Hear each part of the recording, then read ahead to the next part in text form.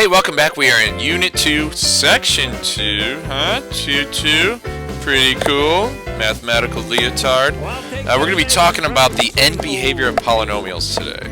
And so, you'll notice a lot of these notes for me are written down. For you, they're not. You have to write them down. Pause the video and then listen to me so that your brain can comprehend that and put it in long-term memory. So that being said, enough about brains. Let's go on to polynomial end behavior. So the first thing we need to do is we need to figure out what is a polynomial function. So a polynomial function contains several terms. Each has x, or sometimes it's y, whatever the variable is, as the base. Okay, the base has to be x. Exponents on x. So if you have like x to some power, it must be an integer that are not negative. You can't have a -2 power, can't have a 1/2 power because you can't have fractions. So let's see some examples of polynomial functions. So some examples I can come up with off the top of my head. Polynomial functions, we have q of x equals 13x squared plus 9x to the 5th. Notice that x is the base and the exponents are integers that are positive. All right, and f of x equals x minus 3x squared minus 10x to the 13th. I can even throw a regular number in there. I'll just say minus 12. Because if you look, the rule is exponents can't be negative. Well, there's really an x here, and it's to the 0 power. That's okay as long as you have some of these other things. And what's the exponent on the first term here?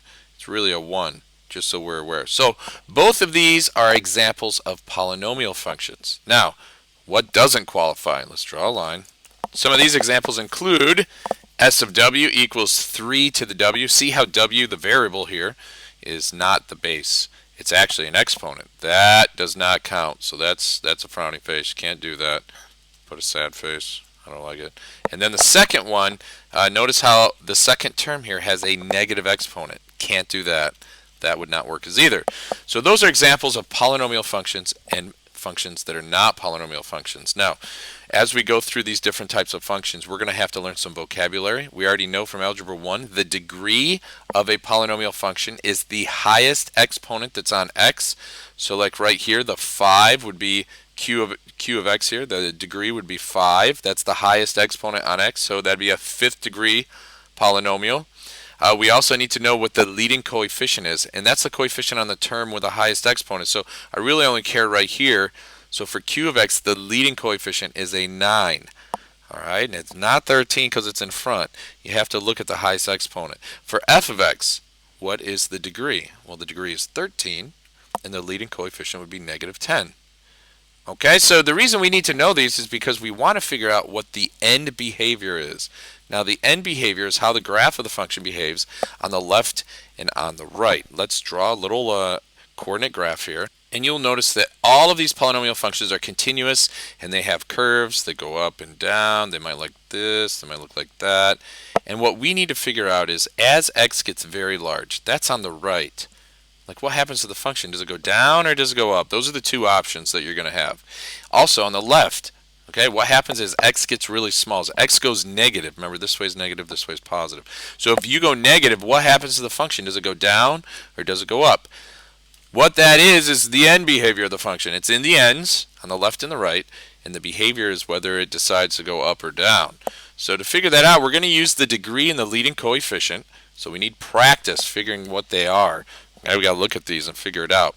As I said before, we want to go straight to the highest degree in the whole. Look at all the terms. What's the highest degree? I'm going to highlight it here. It's -2x to the 5th. So I know here that the degree is 5, and the leading coefficient is the number in front of that, which is -2. Easy enough, right? What about the next one? The highest term here is the first term again, so the degree, I would say in this example, is 8, because that's the highest exponent, and the leading coefficient, I'm going to put as -0.6. All right, pause the video, you do the next two. Go! All right, so hopefully the first one wasn't too bad. The degree should be 13. The leading coefficient is 1. That's the number in front of the x there. It's not there, but there's really a 1 there. And then the next one's a little bit tricky because, look, it's factored out for you. So you kind of have to look at it and figure out what would the degree be and what would the leading coefficient be. So looking at, we have to figure out how many r's are there. So there are 3 r's in that factor because it's to the third power. There is 1 r in this factor, and the leading factor here, there are 4 r's. So the degree of f of r, the degree here would be 4 plus 1 plus 3 more. That would be 8. All right, and then the leading coefficient would be, now sometimes you got to check because if there's a number in here and it's to the third power, you got to figure that number out. But really the only leading coefficient here is going to be the 3. That's the only one we need to worry about. Okay, so once we know the degree and the leading coefficient, then we can talk about the end behavior.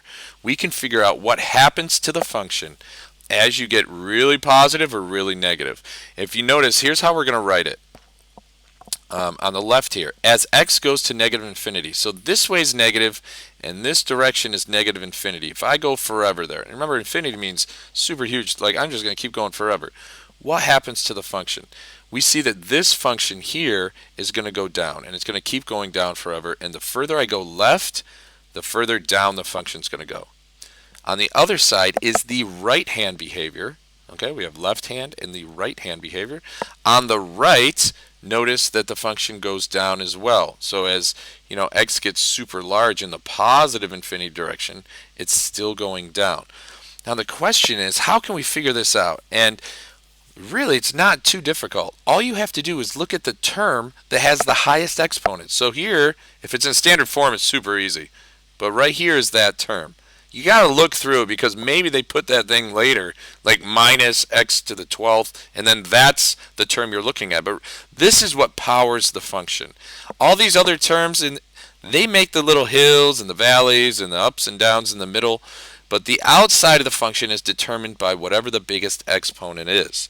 So I really only need to look there. So looking at negative 2x to the 4th, we need to think about, let's do left-hand behavior. If I plug a negative number into x, so I'm going to have negative 2 times, I'm just going to write a negative sign because it really doesn't, like, it's negative infinity, some negative number. But I'm going to raise it to the 4th power. We need to figure out if the function is going to be positive, which means it's going to go up, or if it's negative and it's going to go down. So a negative number to the 4th power. 4th power means it's even, which means it's a negative times a negative, and then a negative times a negative. They cancel each other out. Any negative number to the 4th power is going to be positive. So this part right here will end up being positive. You follow me?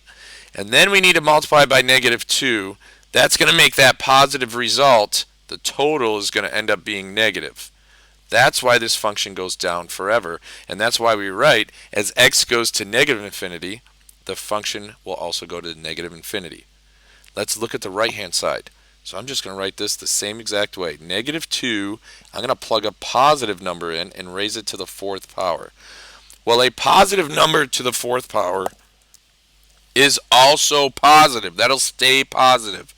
Then I multiply by negative 2, it is also going to go negative. So that's why this function here, it goes down negative as you go to the left, and it goes down positive as you go to the right. Now the degree, here's what we're going to notice. Little shortcut. Because if the degree is even, that exponent, it's just going to cancel those negatives out into positives. So it'll really depend on the leading coefficient. If it's negative, it'll go down twice. If that was positive, it would have went up twice. But regardless, here's a little rule we can remember. If the degree is even, the end behavior is going to be the same for the function on the left and the right. These two right here. All right, that's what that shows. If the degree is odd, like a 3 or a 5, then they're going to switch because on one side it's going to be negative, but that extra negative is going to, make a difference, so the other side will be positive. So, memorize that if you need to. I just like to plug in, though, to be honest. I just look at this and I plug in. So let's just practice this. Determine the end behavior of the following polynomials. So the first one, I'm looking at the degrees. I only care about the highest degree. That's this one right here. It's negative 2x to the 5th. So I'm going to plug in a negative and a positive. So negative and positive. Notice I'm not even using real numbers. So as x goes, here's how we write this. As x goes to negative infinity, which means I'm going to plug a negative in, like a big negative number, what happens to the function? The function goes to, well, let's figure it out. So a negative to the 5th power, that's going to be negative, right? I'm doing this part. That's all I'm doing. So a negative to the fifth power is going to be negative, but then I multiply by negative 2. So that negative result will be multiplied by negative 2, which is another negative. The grand result there is going to be positive. So as x goes to negative infinity, f of x goes to positive infinity. How about that? Huh? Let's do the other side. That was the left-hand behavior. The right-hand behavior is when x goes to positive infinity, which is going to the right on the graph. As x goes to positive infinity, that's this example right here, a positive to the fifth power is going to be positive. I multiply it by negative 2. That's going to make it go negative. So I would write, as x goes to positive infinity, f of x goes to negative infinity. How about that? Whew! That was fun. Let's try the next one, r of w. Change up the variables, not a big deal. Scan through, find the highest exponent. Aha, it's right here. Highest exponent. So really, that's the term that we're looking at. Alright, so as x goes to negative infinity. Whoa! Whoa! As w goes to negative infinity. Notice I just changed the x to w. We need to find out what r of w does. Alright, so let's plug it in. Let's see, negative 0.6. I'm going to go to negative infinity. I plug a negative in, and I raise it to the 8th power. So, see what I'm doing? I'm plugging it in right there to the w. So if I plug a negative in to the 8th power, that'll make it positive, because it's even.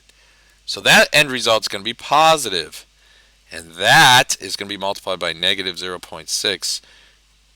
That's going to make it go down. Okay, so it's going to be negative. So you have a negative number to the 8th power. That becomes positive. You multiply that result by the negative 0.6. Your grand term, the term there, is going to end up being negative. So as w goes to negative infinity, r of w goes to negative infinity. How about that? Now what about when r goes to positive infinity? Now if you learn my shortcut, you already know the answer. But let's plug in. If we have negative 0.6, we're going to plug in a positive number to the 8th power. When you plug in a positive to the 8th power, it's still positive, times a negative. That'll give you a negative. Now, I said, if you learn my little rule is if it's even, they're going to be the same. So you really only need to figure out one if they're even. Okay? Let's do 2 more. So fun. So fun. Alright, so in this one, g of x, as x goes to negative infinity, what happens? We're going to plug a negative in here. Whew. Number in front's a 1. That makes it easy. As I plug a negative number in there, is it going to be positive or negative? It's going to be negative. So we're going to say g of x goes to negative infinity. What happens as I go to positive infinity, which is on the right-hand side of the graph? What's going to happen to g of x? So if I plug a positive number in here, I raise it to the 13th power, it's going to stay positive. So the end behavior for this function is, as x goes to negative infinity, g of x goes to negative infinity. As x goes to positive infinity, g of x goes to positive infinity. Notice they're different. It's because the exponent is odd. Last one, it's factored for you, so it's a little bit tricky, but it's not that tricky because we did it above in the example. But I really just need to figure out what that first term is. Like if I were to multiply this whole thing out, it's a hot mess. Like you got to multiply, you got to third power, double distribute like twice, and then, so there's a shortcut. Just find the degree. Remember we already did that on this one. What's the degree? The degree, there's 3 r's, there's 1 r, there's 4 r's. That's a total of 8 r's. The leading coefficient, okay, the leading coefficient here is going to be a 3, and we talked about that earlier in the video. So really this is equivalent to, why don't I just rewrite it as leading coefficient 3 r to the 8th. Right? That's what that means. The leading, what do you got? The leading term, you'd have a 3 in front, and the degree would be 8. So 3r to the 8th. Now I can figure out the end behavior. And when I do this, I'm going to use my shortcut. Because look, the degree is 8. So I just need to figure one of these out, and I know they're the same. So I'll just do the positive one. Plug a positive number in. Goes to the 8th power, ends up being positive, times 3. That's still positive. So as r goes to positive infinity, f of r is also going to go to infinity, right? Because when I plug a positive in, it stays positive. And I know because the degree is even that these two match each other. You can plug a negative in and verify it yourself. Last one. We're just going to match the function to the graph using its end behavior. So I'm really looking at the largest term, which is this one here. And there's that one there. And this one's a hot mess. So we're going to kind of multiply it out here. We get a negative 2 as the leading coefficient. We have 2 x's from this guy, and we have 2 x's from that guy. So the degree, what do we got? Degree is going to be 4, and the leading coefficient is negative 2. All right, well, we know that that one's got to be A. 3 has got to be A because, look, the degree is 4, and the end behavior is the same for both of those. The other one's the end behavior is opposite. So 3 is A. I'm going to put how am I going to do this? This is number 3. Right? Good. Now we just have to figure out these two. So in one of them, the leading coefficient is negative. In the other one, the leading coefficient is positive. So let's look what happens. We'll do number 2 here. So negative 2x to the third. That's the only term I'm looking at. Let's figure out when I go left, the left end behavior. All right, so the left end behavior is a negative to the third power. That's going to be negative, right? And then I got multiplied by negative 2. So a negative times a negative is then going to be positive. So the left behavior has to be positive, which means goes to positive infinity. Number 2, that's got to be this one because look at C. C is going to negative infinity. This one's number 2. By default, this one's number 1. Should we check it? If I plug a negative number in, it'll stay negative. That's what this says. And if I plug a positive number in, it'll be positive. Look, there's no negatives there to make it negative. That's it. That's end behavior. Good luck on this mastery check. Super duper easy. This is Mr. Kelly in Kaiser Slaughter. And remember, it's nice to be important. More important to be nice.